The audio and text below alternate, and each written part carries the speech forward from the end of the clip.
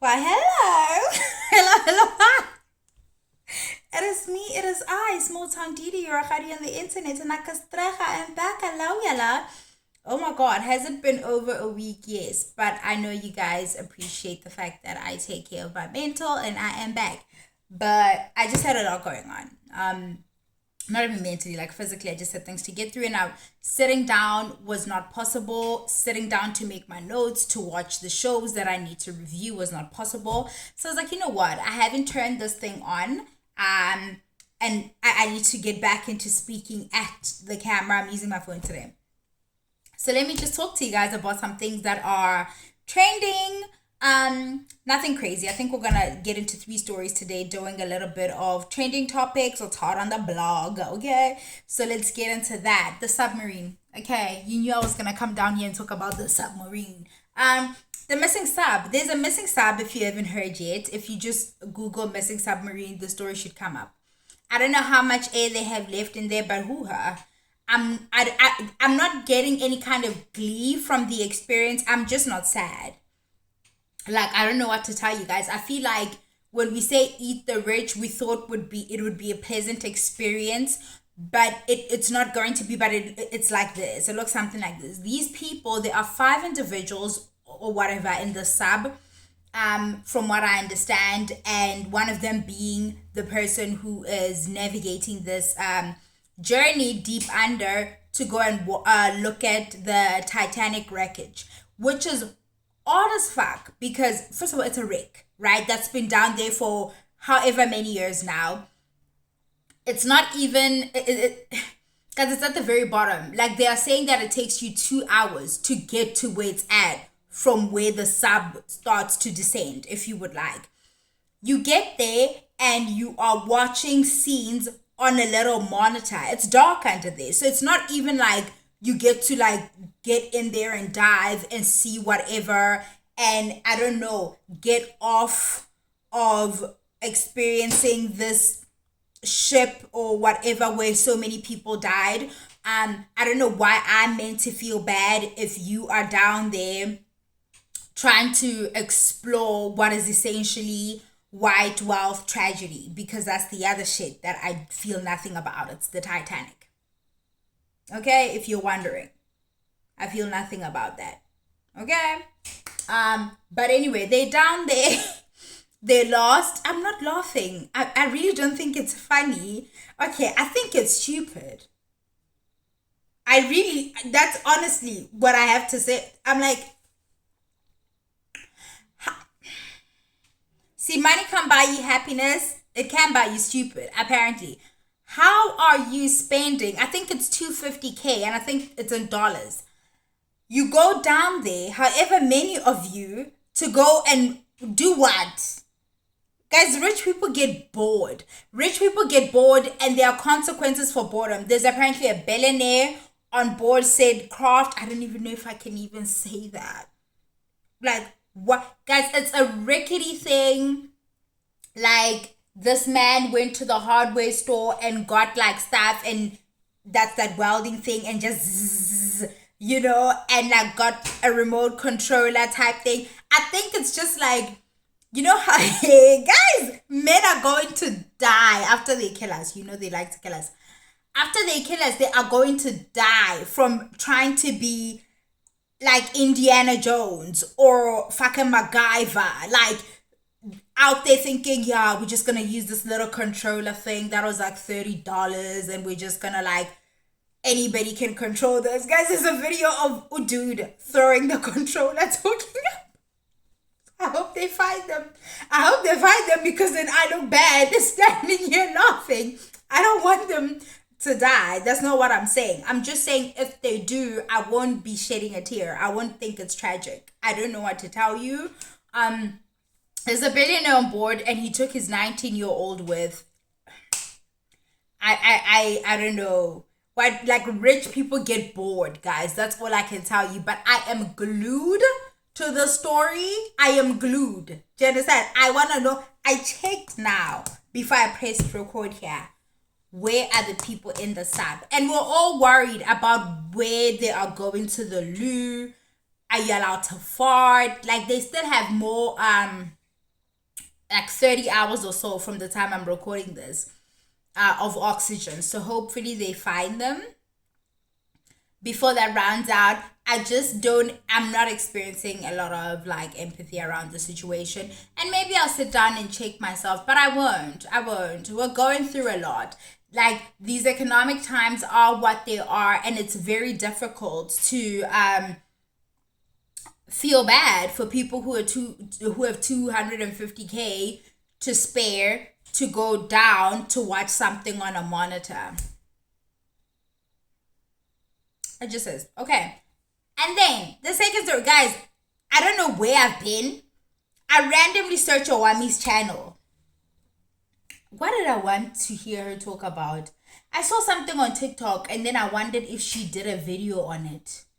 Nothing that I cared to talk about. So I just searched her thing, like just now. I searched her thing, and then her second channel is the one that pops up, Boldly Owami, and then Owami Entertainment doesn't show up. Okay, all right. And then there's a video on there that says what happened to Owami Entertainment on her second channel. So I opened the video. Then she's explaining that she did a video on stay-at-home girlfriends. I did one too. But she staged, there's a corporate hun that did a take on this, explaining how she understands why people would just want to stay home, because it's grueling work what they're going through in corporate, and you don't even have the time to spend the money that you're earning from these jobs, because it's go, and there's no downtime. And I think that's the girl that she was talking about, right? But she staged the video, or she took the video from TikTok and added it to her long form video on YouTube.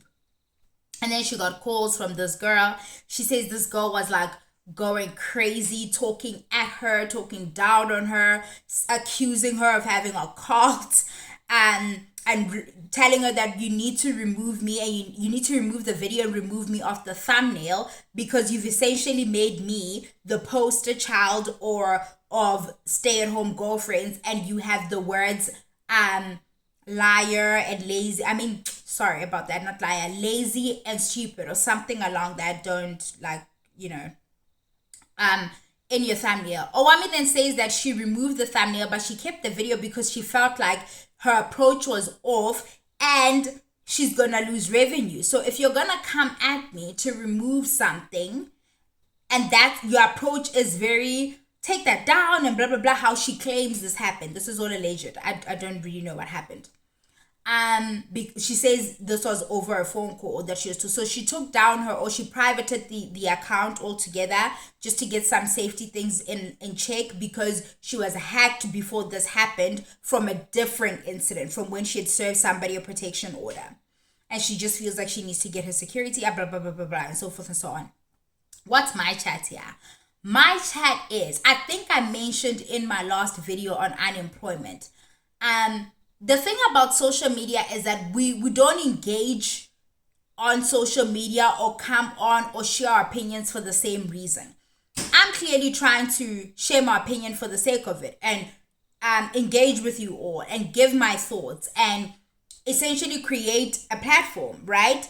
And then other people have their TikToks because it's fun and they don't post, or they have them and they post from time to time for fun, but they're not looking to go viral, right? They're not looking to build something from this platform. And maybe that was the intent with this particular lady. But she said what she said, and it took off like wildfire, grew legs, got to me. I saw the video that Owami is talking about, that she had in her stitched to her video. I saw that. But like, I don't feel like when we are on social media, we have fully really, I feel like we're just on it. We're also on it that we don't really think of what virality looks like what it really looks like, what it feels like to have that influx of attention and people disagreeing and people calling you out of your name. And now this much bigger creator, who's Owami in this instance, has stitched your video, and now you have more eyes on it, and people are calling you dumb and stuff, or you're saying that people are saying that you're this person, even though you actually work. I've experienced this, and I said so in my last video, that the model that is TikTok is, I'm very incompatible with TikTok. I got off Facebook a while ago, and not off, I didn't delete it. I just stopped engaging on Facebook because it had become a place where it wasn't feeding me, right? Like there was nothing. That you were engaging with people who haven't been exposed to the same things as you, come from different walks of life, where how they view certain things is just worlds apart from you, and trying to converse with some of these people was just not worth it. So it was not fun, none of that. And then TikTok came along. Took me a while to get on TikTok as well. Got on there, posted here and there and whatever. We only just got to 1,000 people on our TikTok, same handle, Small Town Didi. And then in the last couple of weeks, I've had maybe 2 videos do somewhat okay. And both of them were related to employment and unemployment, and one of them was about entrepreneurship or whatever. What happens is I'll post the video, it will have no traction, whatever, I carry on with my life.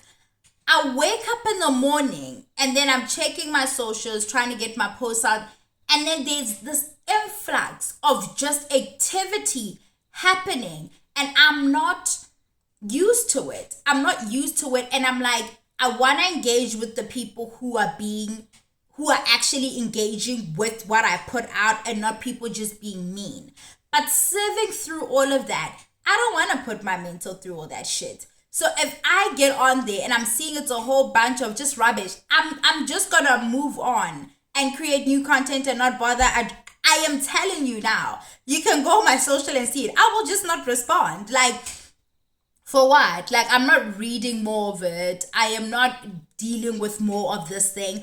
But that's a determined mind. I had somewhat, I know I can be polarizing. I know I can be controversial.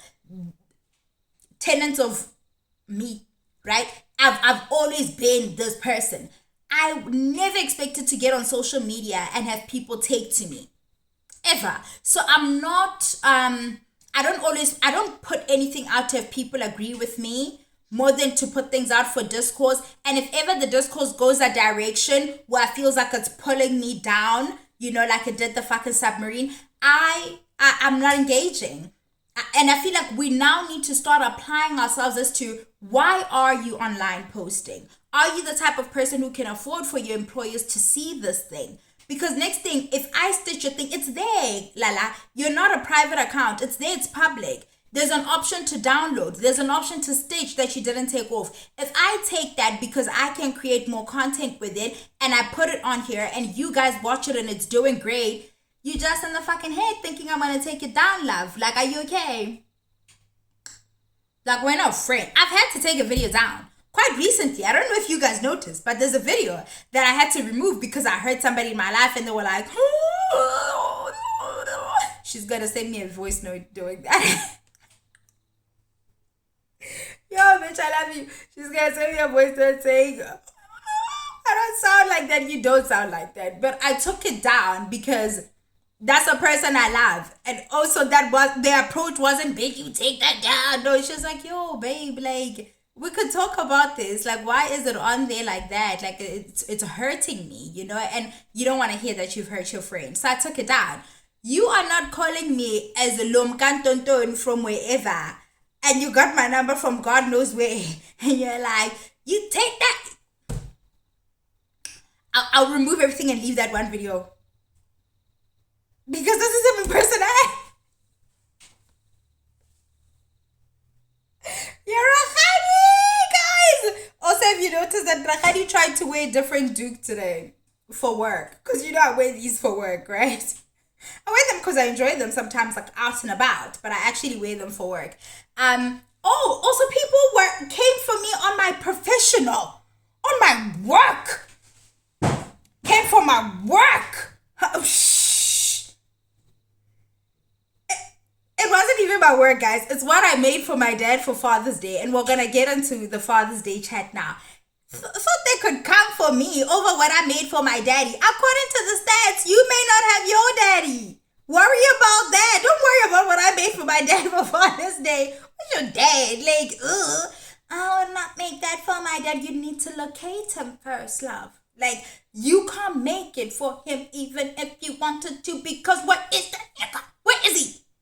But that is not the point. The first video I posted on this channel, like my first ever, our channel is almost a year old, you guys.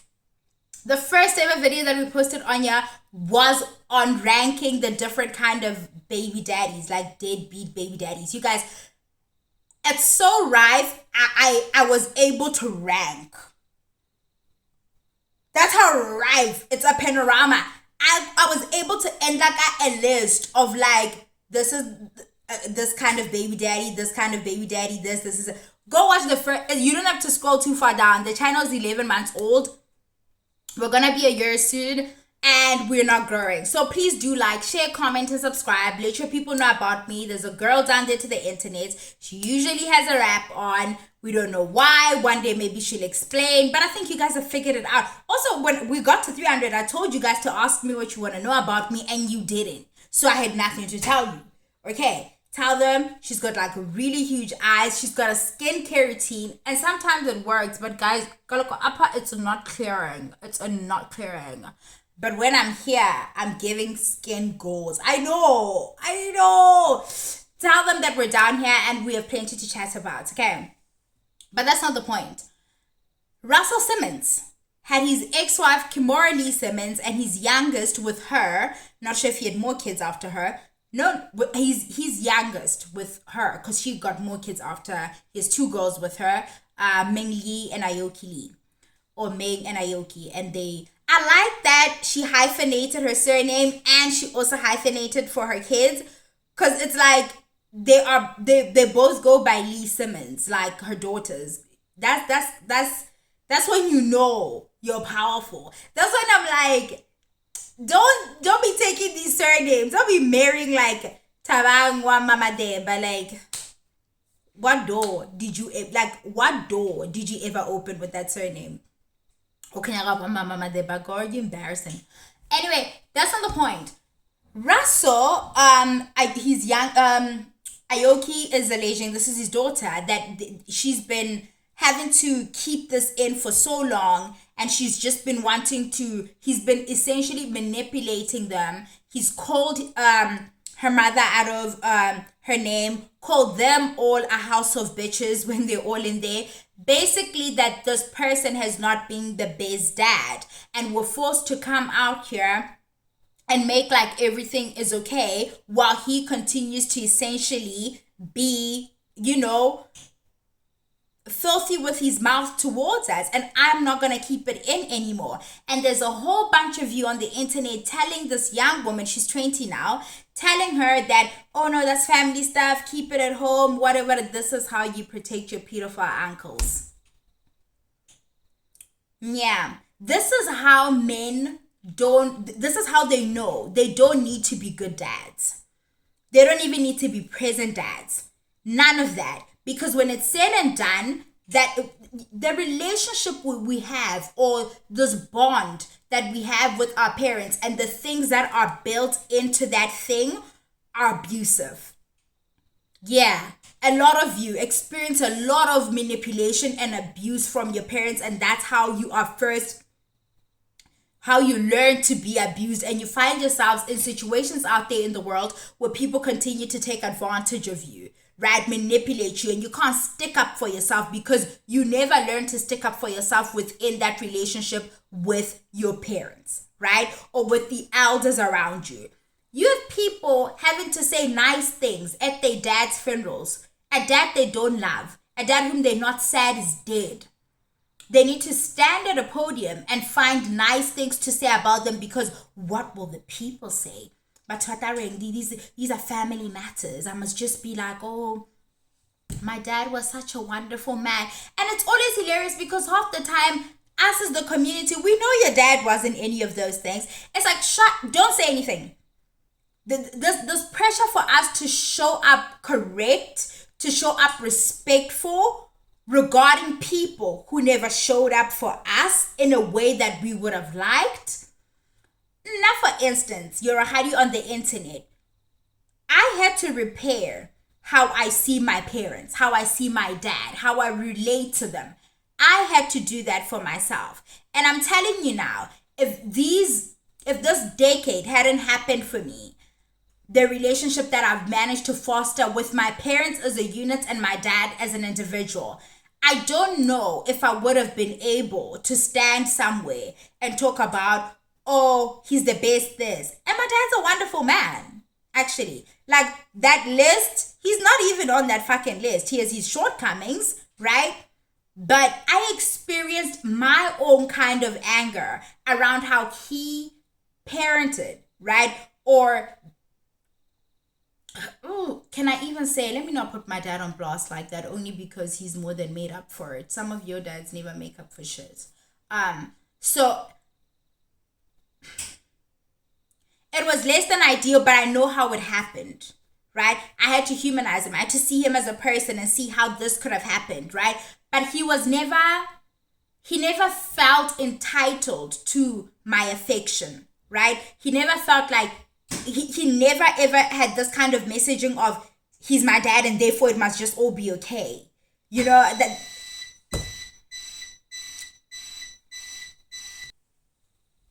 I'm back, you guys. But my point around this is that this narrative of protecting abusers in our families, because that's what family does, ends up hurting us. It perpetuates that cycle, right? It allows your younger siblings to be like, oh, we don't stick up for ourselves. That's not allowed. And if that's how you're treating your daughters and your ex-wife, whom we all thought you had an okay relationship with, if that's how you're treating them, then I'm inclined to look at him like this, with all the accusations that have been leveled against him. Isn't he allegedly on the run? Isn't he somewhere where they don't have extradition, like with the US or something?